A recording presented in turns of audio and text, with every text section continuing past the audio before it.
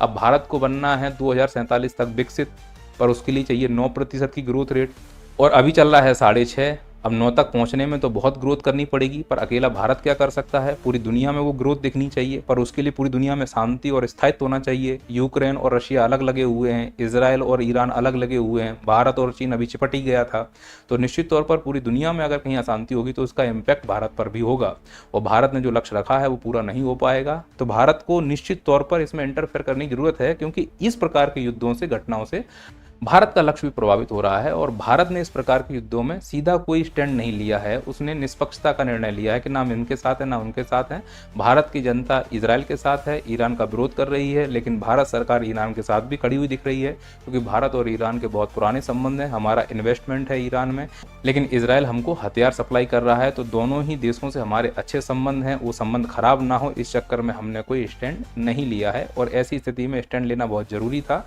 इससे हम विश्व गुरु के रूप में भी सामने आते और दिखाते कि हमारे अंदर क्षमता भी है कि हम दो देशों के बीच का युद्ध रुकवा सकते हैं। हालांकि शांति समझौते के लिए बोला गया है कि दोनों देशों के बीच शांति समझौता होना चाहिए, बिल्कुल वैसे ही बोला गया जैसे रूस और यूक्रेन के बीच में भारत के द्वारा बोला गया था।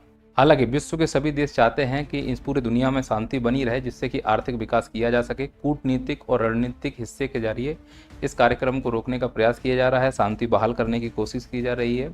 अब विश्व के कूटनीति में कहाँ क्या हो जाए कहा नहीं जा सकता, क्योंकि अब विश्व की राजनीति राष्ट्र हित से ऊपर नेता हित की हो गई है। नेता जो चाहेगा वो होगा, राष्ट्र की चिंता किसी को नहीं है, जनता की चिंता किसी को नहीं है। अगर ऐसा होता तो इजराइल निरंतर गाजा पर अटैक कर रहा है, दुनिया के विभिन्न देश जाकर बोलते कि भाई तुमको अगर मारना है तो हमास को मारो, हिजबुल्लाह को मारो, हैती को मारो, मासूम बच्चों को क्यों मारा जा रहा है। तब मानव अधिकार का कोई सामने व्यक्ति आया नहीं।